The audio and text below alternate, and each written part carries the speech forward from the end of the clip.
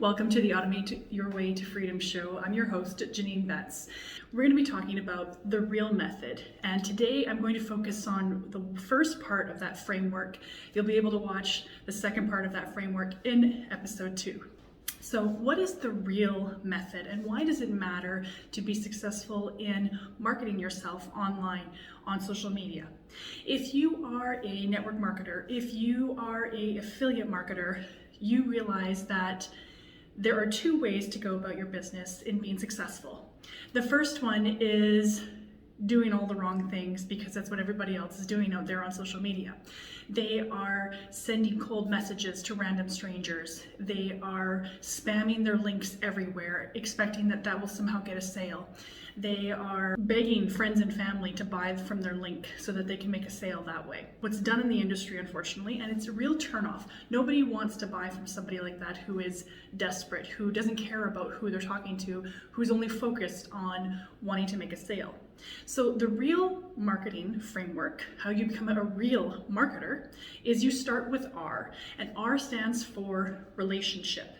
What I mean by that is this is really the mindset foundation of the framework that you have to have as an affiliate marketer, as a network marketer to be successful. Relationship marketers are people who care about their prospects. They care about their leads. Am I talking about making small talk and understanding every single thing about a person or a prospect? Like, you know their birth date, you know how many kids they have, you know their deepest, darkest fears of why they don't like to swim. No, that's not the point. Relationship marketers are problem solvers first. They're not sales oriented or sales focused. They care about the people that they come across. Whether they become a prospect or a lead is irrelevant, because the mindset of a real marketer is one of, how can I help? How can I serve? How can I get you a solution? And it is something that was really challenging for me, because you almost have to be an altruistic marketer, thinking that I'm going to do something for nothing. Why would I do that? There is a lot of selfishness in the world today, and that's the mindset that I struggled with for a very long time. It took me years of self-development and improvement to stop thinking, what's in it for me? What can I get out of this? And if you're not going to give me a sale, then I'm not going to waste my time in getting to know you. So instead, I use the real method, and I start with the foundation of being a relationship marketer first.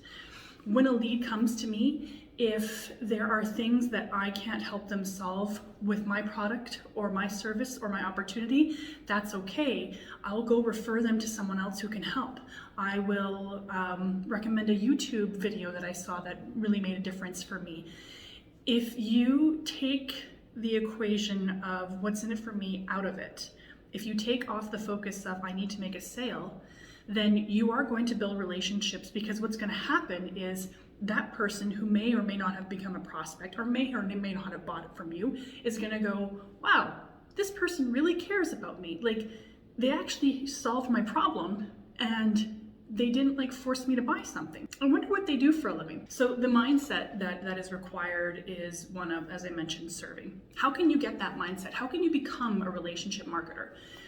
It starts with your inner self-talk. How do I talk to myself about what I'm doing with my business? Am I waking up and saying, man, I gotta make 5 more sales today? Or am I waking up and saying, I need to help 5 people today, regardless of what they're looking for, if they're in my wheelhouse of how I can help, whether it be referring them to somebody else or just giving some advice, I need to help 5 people today. There's that old saying of your network is your net worth. And it's very true. When you focus on building relationships, understanding that you have no idea where things can go, if you have a mindset of abundance, a mindset of positivity, knowing that by helping out somebody else with their issue, that it is going to pay dividends in return. It's going to come back to you in a positive and an abundant manner. So having a mindset of abundance is the second key component to being a relationship marketer. And then you really have to ask yourself, okay, what audience can I go and serve? Can I go and help regardless of making a sale? What type of person would I be excited to hang out with, go have a beer with? What type of person could I talk to nonstop, endlessly for a year and not get sick of their problems, not get sick of their frustrations, still be excited to want to help them with their dreams and their goals?